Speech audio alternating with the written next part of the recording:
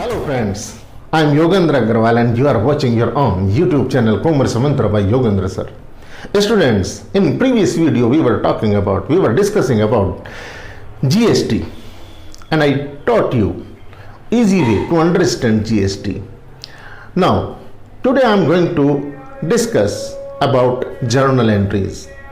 Journal entries has been divided or can be divided into two parts.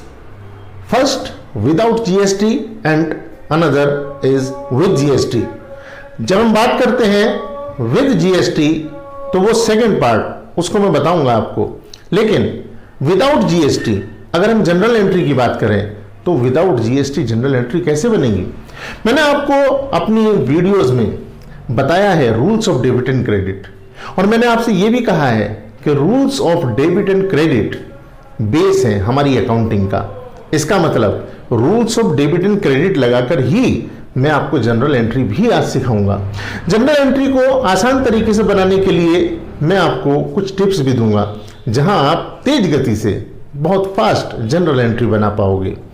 Video को अंत तक देखिए, and if you are not a part of this commerce Mantra family then please subscribe the channel and be a part of this commerce Mantra family. Students, जब हम बात करते हैं rules की तो आप लोग ध्यान होगा हमारे रूल्स दो तरह की अप्रोच, हमारे क्लासिफिकेशन ऑफ अकाउंट दो तरह के हमने देखे। एक तो मॉडर्न अप्रोच है और एक हमारी ट्रेडिशनल अप्रोच है। मैंने यहां एक अप्रोच को लेकर के यहां कुछ रूल्स लिखे हैं, और मैंने ये इसलिए लिखे हैं जिससे कि मैं आपको अप्लाई करके दिखा पाऊं। इन रूल्स को मैं रूल्स को अप्लाई करके जनरल एंट्री में आपको दिखाऊंगा, केवल रटाने की बात नहीं करूंगा।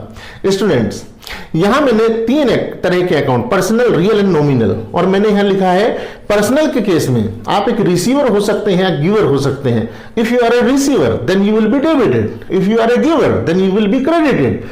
इन केस ऑफ रियल अकाउंट मतलब asset related accounts, if something comes यानी कि व्हाट कम्स इन वो डेबिट होगा, व्हाट गोज आउट वो क्रेडिट होगा।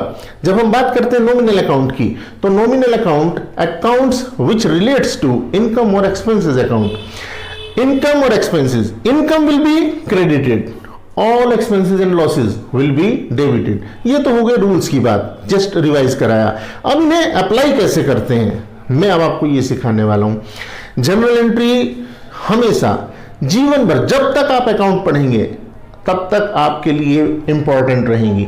इन्हें इस एंगल से बिल्कुल मत पढ़िए कि हमारी 3 नंबर की आती हैं, 5 नंबर की, 5 मार्क्स की आए, 3 मार्क्स की आए, 4 मार्क्स की आए, does not make any difference.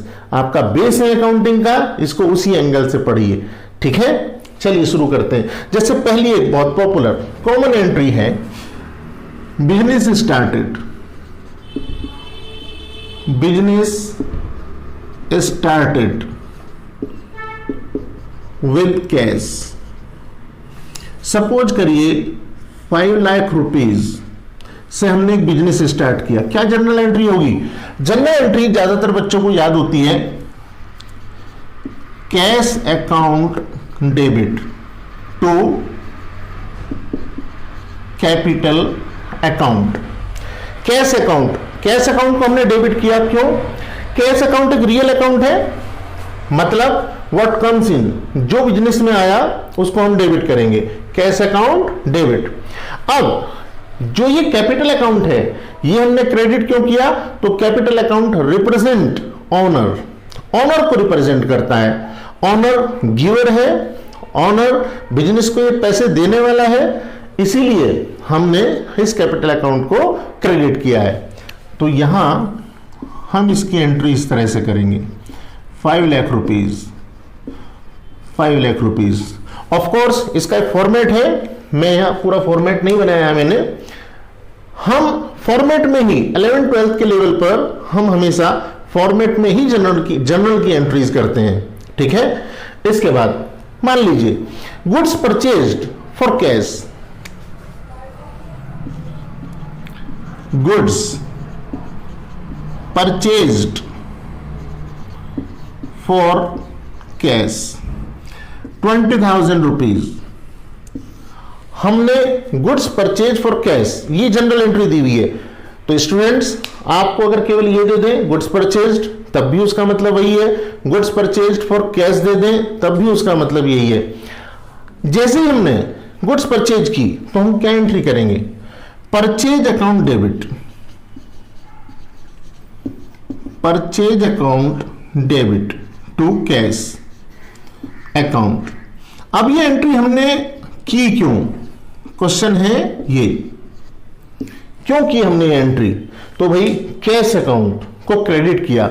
जब हम गुड्स परचेज करेंगे तो हमारे पास से मनी जाएगी, यानी कि हमारी एसेट जाएगी, तो हम व्हाट गोज आउट क्रेडिट करते हैं। अगर कुछ हमारे पास से जा रहा है, कोई एसेट जा रही है, तो हम उसको क्रेडिट करते हैं। बस उसी नियम को लगा करके हमने इसे क्रेडिट किया। ऑफ कोर्स फिर परचेज अकाउंट डेबिट ही होगा, ठीक है। वैसे भी अगर मैं दूसरे एंगल से आपको इसे समझाने के हिसाब से बताऊं तो परचेज किया तो हमने एक्सपेंस किया and all expenses are debit, उस एंगल से भी देख सकते हैं अगर मैं इसे मॉडर्न अप्रोच को लेकर के बताऊं। वरना आप इसे इस तरह से दिमाग में रख सकते हैं कि purchase account debit to cash account, ठीक है। इसके बाद में मान लीजिए हमने फर्नीचर परचेज किया, फर्नीचर परचेज्ड, फर्नीचर परचेज्ड, मान लीजिए 2 लाख रुपीस का फर्नीचर परचेज किया हमने। अब फर्नीचर परचेज करने पर क्या एंट्री होगी, एंट्री पहले लिख देता हूं फर्नीचर अकाउंट डेबिट,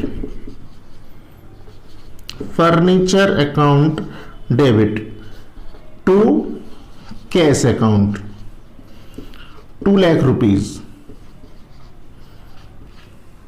अब क्वेश्चन फिर से वही आता है कि हमने फर्नीचर को डेबिट क्यों किया और हमने कैश को क्रेडिट क्यों किया। तो स्टूडेंट्स, हमारा फर्नीचर अकाउंट भी रियल अकाउंट है और हमारा कैश अकाउंट भी रियल अकाउंट है, दोनों में ये नियम लगेंगे। व्हाट कम्स इन, हमारे पास क्या आया है, फर्नीचर, फर्नीचर आया, इसका मतलब हमने फर्नीचर को डेबिट किया। यहां दूसरा कैश अकाउंट को हमने क्रेडिट किया क्योंकि कैश हमारे पास से गया, इसका मतलब what comes in debit, what goes out credit. तो हम ये कह सकते हैं कि यही नियम लगा करके हमारी जनरल एंट्रीज बनती हैं। आप कोई भी जनरल एंट्री बनाएंगे, अगर आप रटेंगे नहीं, अगर आप इन चीजों को समझ लेंगे जैसे मैंने समझाया है, तो आप ये मान करके चलिए, ये तो कुछ एक एग्जाम्पल हैं, ये पूरी एक लॉन्ग लिस्ट। आप अगर 100 जनरल एंट्री बनाते हैं तो 100 के 100 में ये नियम लगा करके बनाइए, आपको फिर जीवन में रटनी नहीं पड़ेंगी ये। स्टूडेंट्स, एक क्वेश्चन आप लोगों के दिमाग में आ रहा होगा और मैं अगर उसे डिस्कस नहीं करूंगा तो आप कहेंगे सर ने ये छोड़ दिया है। देखो, मैंने यहां गुड्स परचेज की तो परचेज अकाउंट लिख दिया, फर्नीचर परचेज किया तो परचेज अकाउंट नहीं लिखा, मैंने यहां लिख दिया फर्नीचर अकाउंट। तो ऐसा क्यों है? तो स्टूडेंट्स, एक लॉ है, एक नियम है, एक अकाउंट का दिमाग में रखिए उसे, कि अगर हम ऐसा कोई गुड्स परचेज करते हैं जिसे हमें रीसेल करना है, रीसेल करने के पर्पज से हम खरीदते हैं, तो उसे तो हम परचेज अकाउंट में डालते हैं। लेकिन अगर कोई एसेट हम यूज करने के पर्पज से खरीदते हैं, अपने बिजनेस में यूज करने के लिए, तो उस कंडीशन में उसे हम कहाँ लिखते हैं? उसी के नाम से लिखते हैं, फर्नीचर अकाउंट। जैसे मशीन खरीदते, फर्नीचर खरीदते, बिल्डिंग खरीदते। तो इस चीज को अब याद नहीं करना कि फर्नीचर अकाउंट को तो फर्नीचर खरीदते हैं तो फर्नीचर को डेबिट करते हैं, गुड्स खरीदते हैं तो परचेज को करते हैं। ऐसा करते क्यों हैं, ये बात भी आपको पता होनी चाहिए। इसके बाद कुछ और एंट्रीज की बात करता हूं। मैं इधर हो जाता हूं, आप स्क्रीनशॉट इसका ले लीजिए और फिर मैं आगे की बताता हूं आपको।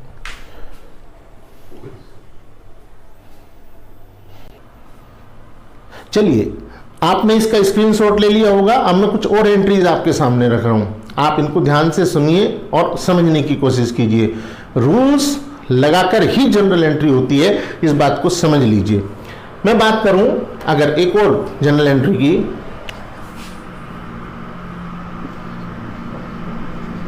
गुड्स सोल्ड,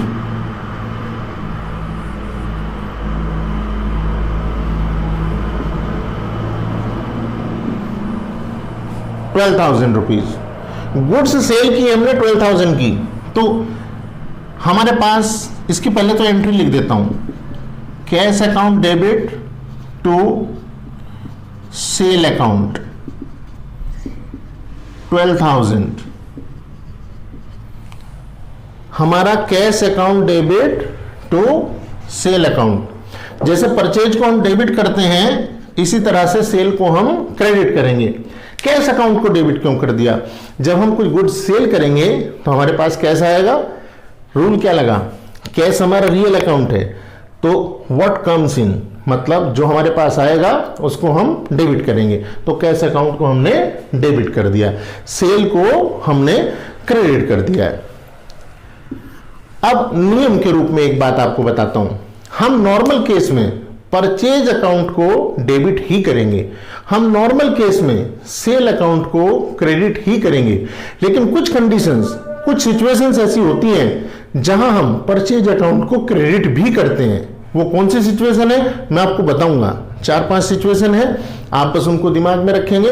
मैं उनका लॉजिक भी बताऊंगा कि क्यों ऐसा करते हैं, ऐसी क्या खास बात है कि वहां परचेज को हम क्रेडिट कर देते हैं, परचेज अकाउंट को। स्टूडेंट्स, अब मैं बात करूं एक और एंट्री की, थोड़ा ट्रिकी है।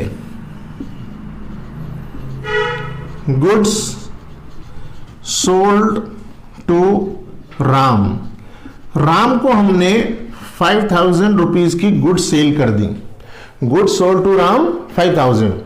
अगर नाम दिया हो हमें जनरल एंट्री में तो इसका मतलब वो उधार माल बेचा, ऑन क्रेडिट बेचा है हमने, इसका मतलब ये है। तो क्रेडिट पर होने से क्या होगा? राम को बेचा है हमने, राम को माल सेल किया। राम कैसा अकाउंट है? पर्सनल अकाउंट है, तो पर्सनल अकाउंट में रिसीवर हो गया वो, इसका मतलब रिसीवर इज डेबिट। राम को हम डेबिट करेंगे, Ram debit to sale account 5000 rupees. अब एक और एंट्री बताता हूं, ये तो समझ में आती है, सेल अकाउंट को क्रेडिट करते हैं, हम जानते हैं राम को डेबिट क्यों किया ये हमने समझ लिया। लेकिन आपको एक बड़ी ऐसी बात बताता हूं। मान लीजिए मैंने लिखा goods sold to Mohan for cash 2000 rupees. हमने मोहन को माल बेचा, goods sold to Mohan for cash, लेकिन नगद बेचा है। तो अब इसमें एक चीज हमें याद करा दी जाती है कि अगर नाम भी दे रखा हो और फॉर कैश भी दे रखा हो तो नाम को इग्नोर कर दो। चलो कुछ देर के लिए मैं भी कर देता हूं। क्या एंट्री हो जाएगी हमारी? Cash account debit to sale account 2000 rupees. Cash account debit to sale account 2000 rupees.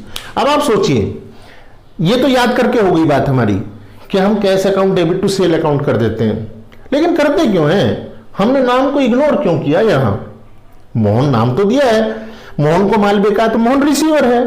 अभी तो मैंने नियम बताया था पर्सनल अकाउंट में रिसीवर को डेबिट करेंगे, फिर यहां क्यों नहीं किया भाई?